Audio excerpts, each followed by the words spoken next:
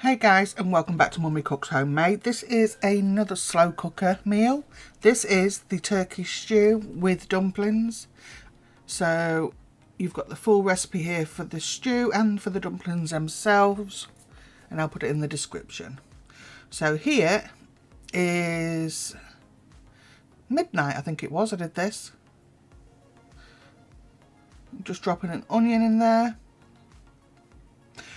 And I'm using, do you remember I showed you the turkey leg from Morrison's? Well, this was the drumstick part of it. I mean, look at the size of it. And the thigh has twice as much meat. So I've just rinsed the drumstick. And that drumstick there, I will simmer all night on low. I'm going to put some peppercorns in there as well. No, I don't count them. I just sprinkle a few in.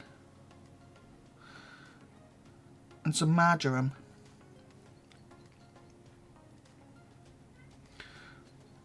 Just a bit, not too much. Then I'm just going to put a bit of garlic in. This is frozen garlic, so that is literally three squares, so that's 3 cloves. Because this is going to be my stock once I take the turkey out, and what is going to flavour the stew.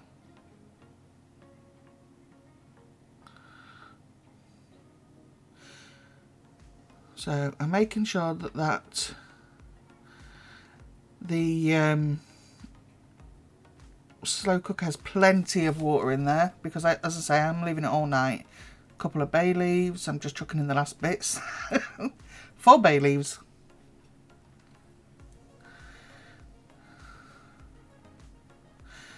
So like I said, that's going to go on slow all night. I did have second thoughts because it was being left all night, and I did take that tea towel off because I wasn't watching it. So this is the morning. So you've still got all that stock, look, and your turkey is cooked fully. Oh, it's dropping, look. Meat's trying to drop off. So you're going to take everything. Get that good squeeze, look. Take everything out that you can.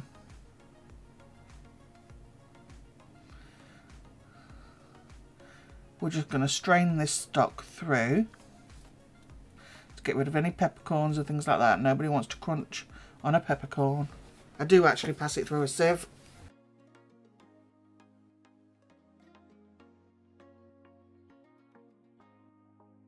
Like I said, this drumstick part of this turkey fed 6 of us. So, yeah, and that's £2.50 worth of turkey. The thigh is still in the freezer for another day. And with the thigh, when I cook that, here we are passing it through sieve, look. With the thigh, when I cook that, it will have leftovers. So look at the colour of that stock. That is what you wanted. The colour has come from the skin off the onions as well. And there's so much flavour in that you won't believe. So we're filtering everything out. We just want the good stuff. And then I'm going to switch out that bag for a clean one, because I don't want none of that scum inside.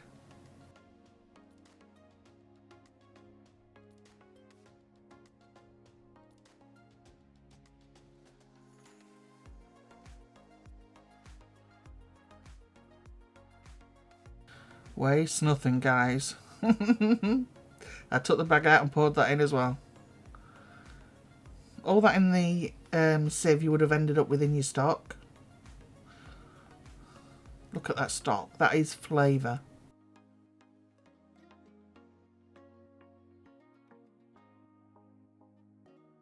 So fresh bag. Was tricky with a hot pot. Did burn myself a couple of times.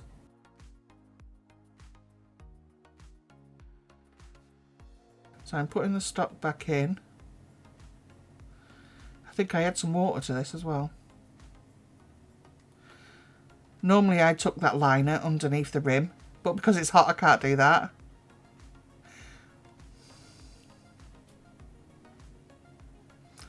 I've added some more water here, just to top it up. And now I'm just going to pull the meat off. You'll see the bits that you don't want, the skin, and you get them huge bones and that, don't you, with turkeys. They always put me off having roast turkey, I'm not going to lie. Look, I mean, the size of them things. Now, so tender, it's just breaking. My dog enjoyed them leftover bits. Another bone, look, and it's just straight out. There's no guessing where the bones are. They just come straight out. I'm just checking. I'm double checking. See.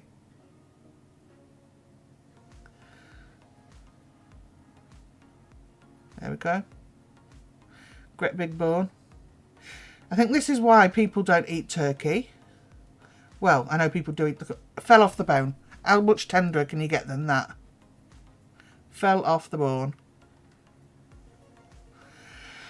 Yeah, I think a lot of people are put off by the bones and such in turkey. But if you cook it this way, you can see. They're so easy to take out. And the meat is so tender. Yum. That's all you need to do. Just break down the piece of meat that you've had cooking all night. And the meat goes straight back into the pan. And then you can start adding the rest of your stuff to it.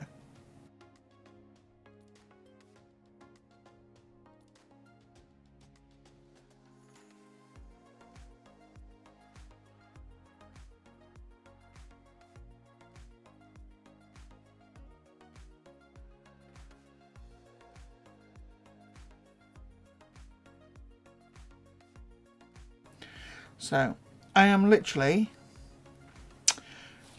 raiding my fridge. So, everything I've got, I'm going to put in here. I've already rinsed those.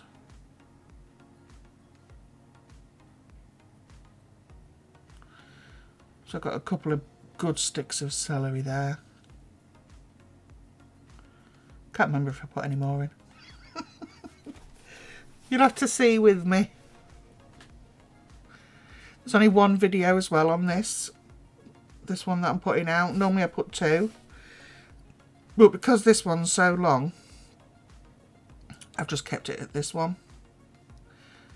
This is, like I said, the meat was £2.50 for 6 people. And then you've just got your leftover veggies that are in your fridge. And yes, I am putting whole sprouts in there. Just taking off them outer leaves.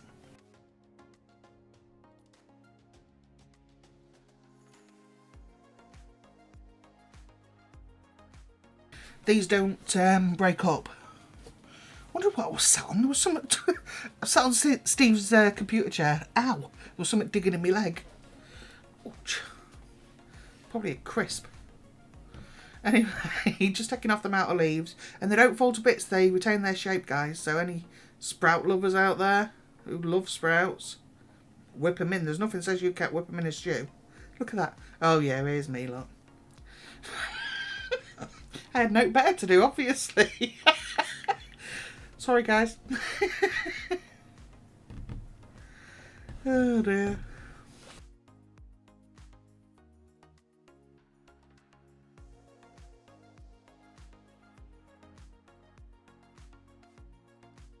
So just chop up the veg that you want in there. There's stuff in here that other people probably wouldn't consider putting in a stew.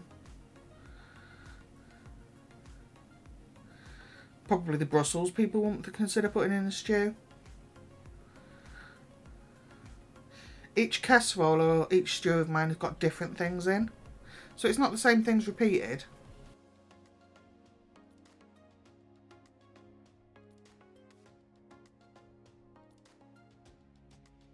Here we go with a gross parsnip. I really don't like those at all. So I'll just give that a wash.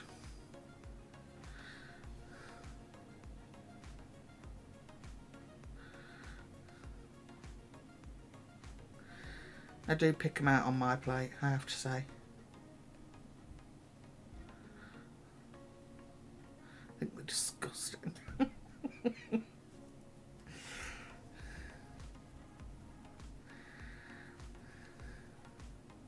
No, I don't add another one, look, just the one. Oh dear.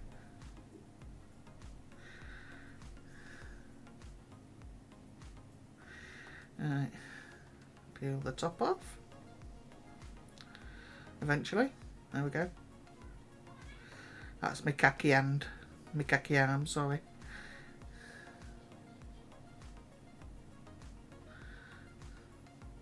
I don't know what was up my hands that day, they weren't working. Normally I get through a cabbage no problem, but no, my arms were not working that day. So yeah, there's the white cabbage, or cabbage. Doesn't work with the Savoy, it goes slimy.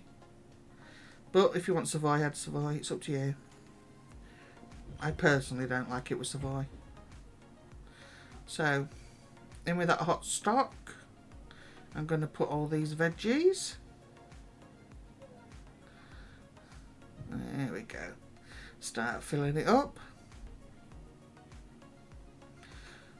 There's nothing healthier than a stew, you know. Until you get to the end and I've slammed a load of dumplings in.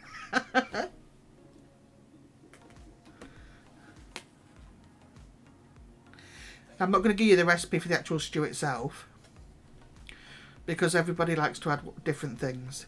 They'll add different amounts because they'll have different amount of family members. You get where I'm going. I'm just showing you the base, that turkey leg, that I slow cooked it. That's how I got all the flavour from it, made it so tender. Yeah,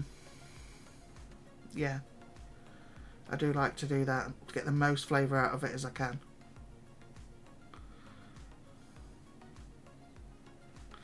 So I'm going to drain my potatoes and put my potatoes in. As you can see, that's a 6 litre slow cooker. That is full. I wonder what the total cost of that is. So once the potatoes have gone in, it's covered up and it's gone on high. So for the dumplings, you want... I doubled the recipe for us, but the original recipe would be 150 grams or 5.5 ounces of self-raising flour, a pinch of salt and freshly ground black pepper, some parsley if you want it in measurements. It's 2 tablespoons of chopped fresh parsley or thyme, or you can use dried like I have.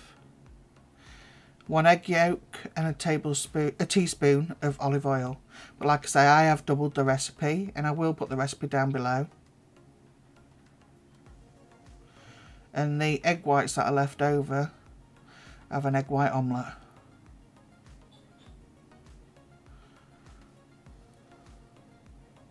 So yeah, I've doubled it, but I'll put the recipe in the description for the dumplings. See, I measured that, look. Oh dear. The quickest way, the easiest way to get tough, hard dumplings is to over mix. I don't use my hand, so I'm going to stir that in. That's not going to bring it together, by the way, guys. And I'm going to get some cold water, and I'm going to put it in a drip. Well, not at the beginning, because I know it's going to take a little bit of water. But always remember that you can put it in, but you can't take it out. I'm going to get much steadier about the amount I put in a minute. Look, 'cause it's starting to come together. Sorry, I was talking to mother-in-law there.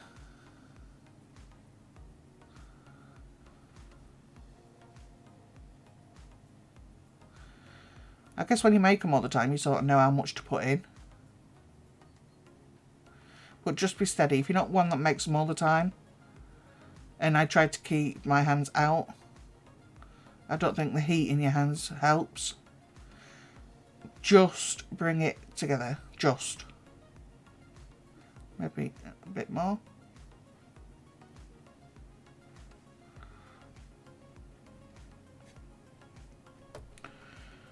You just want to make sure all the bits are now picked up off the bottom of the bowl. And I think they are.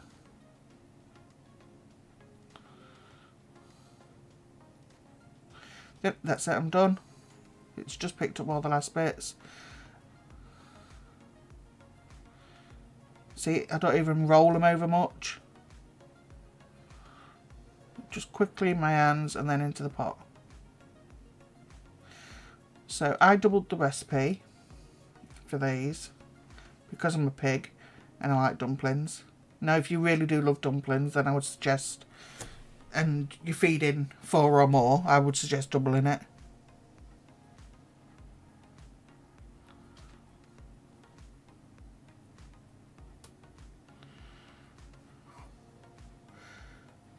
And the way to check these, to see if they're cooked, and I would put my towel back over that,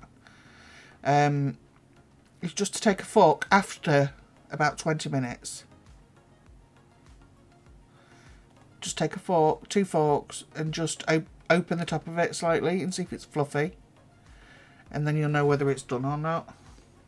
But like I say, I will put that in the... Ooh, look at that look. I will put that in the description, how to do the dumplings. You can see on this one down at the bottom that I've pulled on it to check that it's done. This one now. And there it was. That's how easy it is to make some chicken stew. Thicken it up with some chicken gravy granules if you want to. I do. Just put a tablespoon or 2 in just to thicken that up and give it more flavour. Not that you need it. There you are. That's how I do my chicken stew and dumplings. Hope you enjoyed this video. Hope you give the dumplings a try and let me know in the comments how they turned out when you... So yeah, thanks a lot guys, and I'll see you in the next one. Bye.